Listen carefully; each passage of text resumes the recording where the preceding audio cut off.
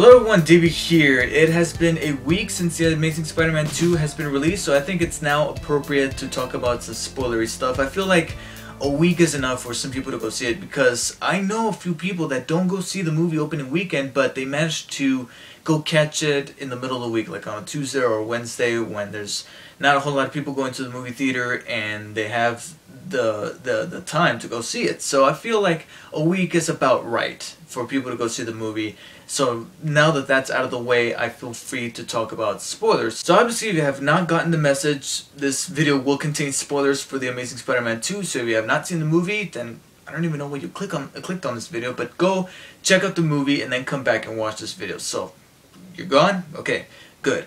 So, as always, and as what I believe to be a trend that I'm creating here with these spoiler videos, I'm going to start off with some of the smaller things that I found in the movie that I feel the need to talk about, and then move on to some of the bigger spoilery stuff that happened in the movie. So the movie was already being cluttered with a bunch of villains, from the first steps of production with their announcements of which villain is going to be in the movie, to the marketing that has all these banners with all the villains in them, despite the fact that some of these villains are only in the movie for literally about 5 to 10 minutes, which is utterly disappointing, and I'll get to that in a second. But little did we know that there was actually going to be a fourth villain, or I should say the coming of age of a fourth villain that we may or may not see in the third and fourth installment of the Amazing Spider-Man reboot, and that is Felicia Hardy, aka Black Cat, who makes an appearance in this movie, if we are to believe that that's what they're intending to do. Because we see a woman in this movie named Felicia, who Harry Osborn points out, and the way he points her out and repeatedly mentions her name, it's almost like the writers are saying, yeah, Felicia Hardy's going to be in this movie. They never drop her last name, but they often refer to her as Felicia. And she even has a few lines of dialogue where she serves the plot in a way where you wouldn't see somebody else do that, where she tells Harry, like, hey, I know where they keep those files so you can look them up. It was a little too much of the writers saying, yeah, Black Cat's going to be in the future Spider-Man movies, so in a way, we kind of had a fourth villain in this movie without actually being there. Speaking of Harry Osborn, his disease that was inherited to him by Norman Osborn and the reason why he ended up dying, I feel like we should have gotten a little bit more information about the disease to make it feel a little bit more grounded, to make it look more real, because as soon as Norman lifted up his hands and you see those giant claws, I'm like, okay, this is the kind of disease that you only get in a comic book movie. I found the entire subplot with Peter's parents, which I believe to be really interesting. It ended a little too quickly, a little bit too premature. It ended in a way that made sense, and I'm like, okay, I buy that, but I felt like there needed to be a little bit more. I wish that we could have that play out a little bit more, and hopefully it does in the future Spider-Man movies, because I feel like they could pull stuff from that subplot to kind of flesh out his parents and to make them a little bit, to make them more interesting, and to make us feel like there was something there, something that we didn't see in Sam Raimi's trilogy, because they completely skip over his parents completely in that trilogy. So I feel like this little element could really separate this trilogy or quadrilogy, whatever you want to call it, since it's going to be 4 movies, different than what we already had in Sam Raimi's trilogy. And one of those factors, one of the things that could really make it feel a whole lot more different, is the exploration of Peter's parents. And I love seeing more of that in the second film, but I feel like it ended a little bit too quickly. And going back to Peter's investigation about the disappearance of his parents, what the hell was up with that music during that montage?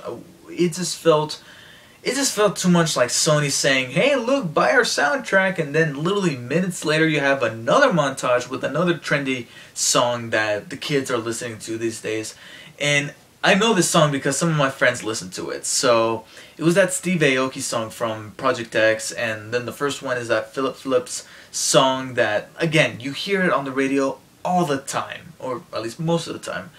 So it just felt like Sony, it just felt like a marketing ploy from Sony to put those songs in there. They didn't fit the montage. If you're going to put a contemporary song in your montages, make it make it sensible, make it feel appropriate to belong in this montage. Otherwise, just cut it out. Other than that, I really cannot think of anything else to talk about in terms of some of the minor spoilers, some of the little things that were spread out here and there. So with that being said, let's go ahead and move on to some of the bigger things that happened in this movie. Starting off with the villain that I felt like this movie could have done without, and that is Electro. He could have been saved up for a future Spider-Man movie. He didn't really need to belong in this one when you really think about it. I mean, he could have been cut and you could still have had the whole plot with Harry and him dying and needing Peter's blood and Peter's complications with Gwen Stacy and figuring out the things about his father, which could then tie in with Harry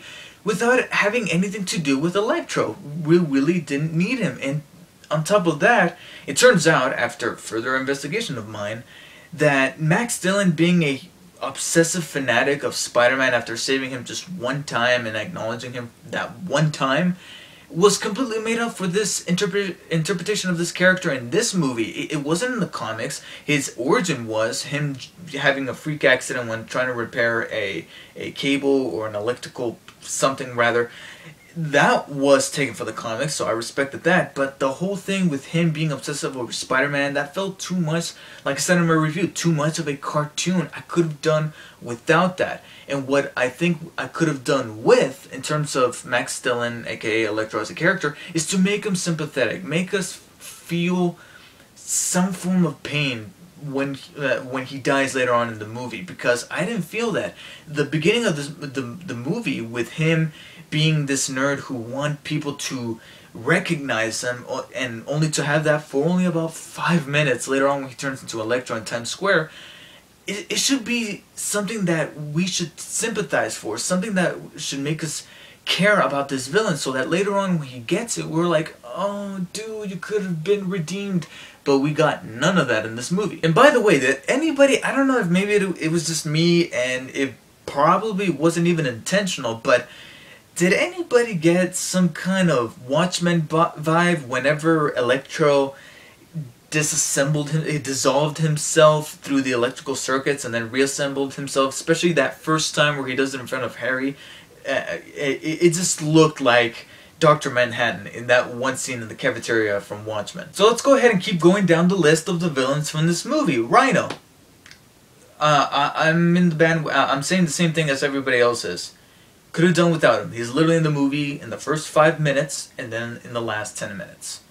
And I'll admit that mechanical suit looked pretty damn awesome. But could we at least have a fight? One fight. I mean, I understand that he's going to be back because he's part of the Sinister Six, and he's probably going to be in that spin-off movie. And, of course, they're not going to throw away a character while casting and attaching Paul Giamatti to said character. But, man, I remember Chris Stuckman said this, that it's a real shame that the last shot of this movie is like the most used shot in the marketing material for this movie, especially in TV spots and trailers. It just takes away from that oomph, because let's say, for example, Rhino wasn't marketed. In fact, Rhino wasn't even revealed to be a villain in this movie. They completely omitted him from all of the marketing material.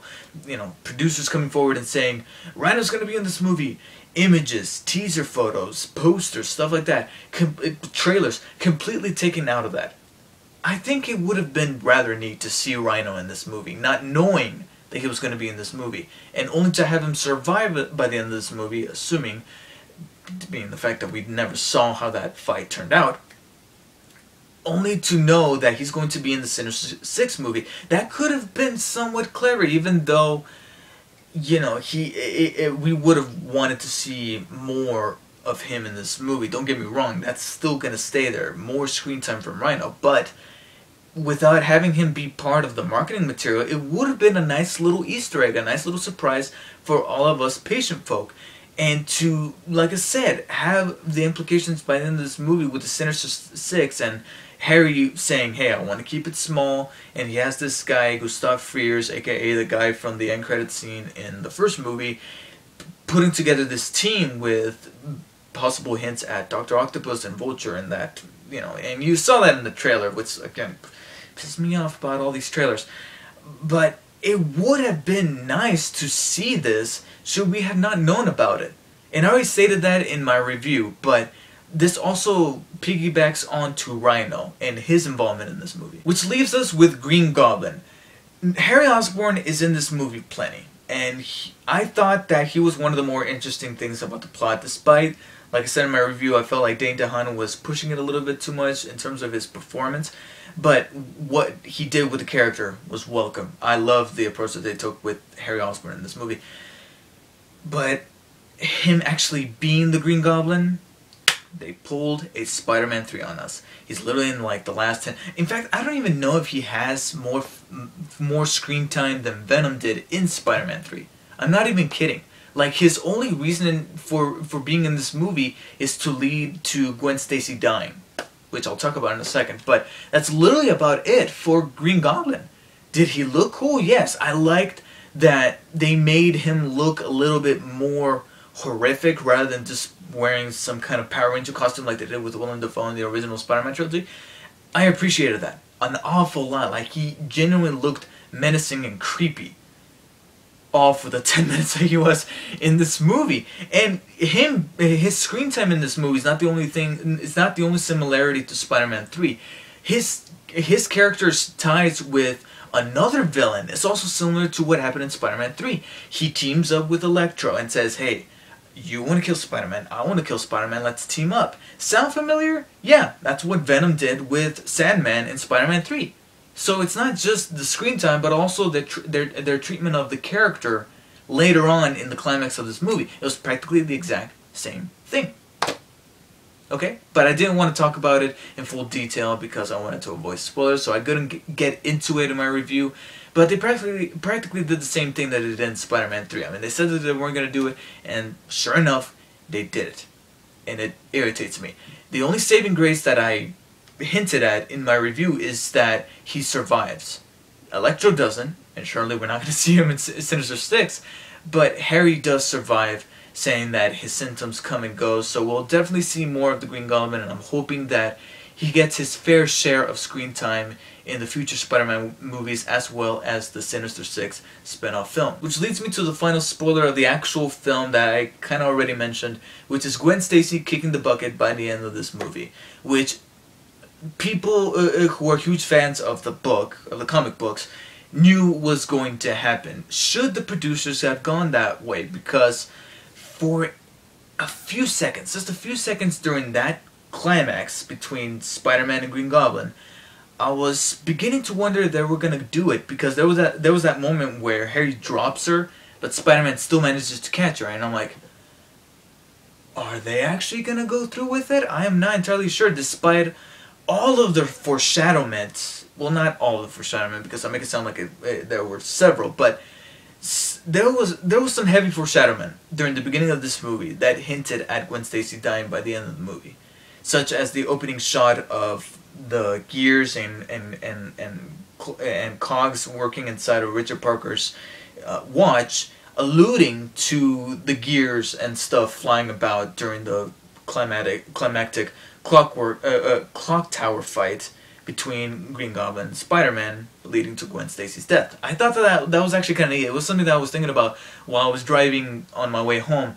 Hey, the opening shot of the movie foreshadows what happens later on with Gwen Stacy when all those gears and cogs are flying about. I thought that was actually kind of neat and a nice little visual, I don't want to call it gimmick, a little visual trick on Mark Webb's part, the director. And the other heavy foreshadowment of Gwen Stacy's demise would be by none other than Gwen Stacy during her graduation speech at the beginning of the movie, because they show her graduation speech again at the end, but they cut out this part because I don't know, maybe they didn't want audiences to get too smart, but they cut out the part in that second showing of her speech. They cut out the part from the first showing of her speech where she says, "No matter how hard we fall," and I'm like, I see what you guys did there. So they were hinting at her dying throughout the movie, but there was a slight little, and of course, there's no greater hinting than to make your two romantic leads so likable with their chemistry. You know, Peter and Gwen, they were amazing, and there was a point where I'm like, oh, they're so cute. she's gonna die. But I did get a little scared that they weren't gonna go through with it, but they did, and I give credit to the writers for taking that bold step, which I alluded to in my review. So the last thing I'm going to go ahead and wrap up my spoiler discussion with is that end credit scene, which is a sneak peek into X-Men Days of Future Past, which features a fight featuring Mystique fighting all these different guys at this base along with other mutants, and she says that she doesn't work with Magneto anymore, and I don't know. It's literally, you can easily tell that this is like a 5, maybe even 10-minute scene that was cut down to like 1 minute. It's like boom, boom, boom, boom, boom, boom, boom, done. And that's it. And it was cool. Don't get me wrong. And I'm already pumped up for X-Men Days of Future Past, so you don't really have to show me anything else to get me even more excited. Please, don't show me anything else. But what I stated in my review was, well, what I found more interesting was the fact that they had an X-Men clip in a Spider-Man movie. Now, some people have come forward and saying you're never going to see a crossover movie because those two licenses, they're never going to cross because those two studios are greedy sons of bitches. And I understand that. I understand that that's probably the case. I think I got a little too hyped up when I came home and recorded a review saying, what does this mean? What are they trying to tell us? Could there be a potential crossover? Could it be that because of the Avengers is over there, Spider-Man and X-Men are going to team up so that they can have their own little superhero mashup kind of thing going on? But I do know that there's a very likely chance that it's simply just them trying to market their movie through another Marvel movie without any intention to crossing these two universes and serving the fans. Alright? It's probably just marketing, plain and simple. So it would be awesome to see a crossover because it'll be something different. It's something that's not part of the Avengers cinematic universe, and I'll be definitely interested to see where that goes, but chances are it's not going to happen. So that is about it for my spoiler discussion for The Amazing Spider-Man 2. I really cannot think of anything else to really talk about.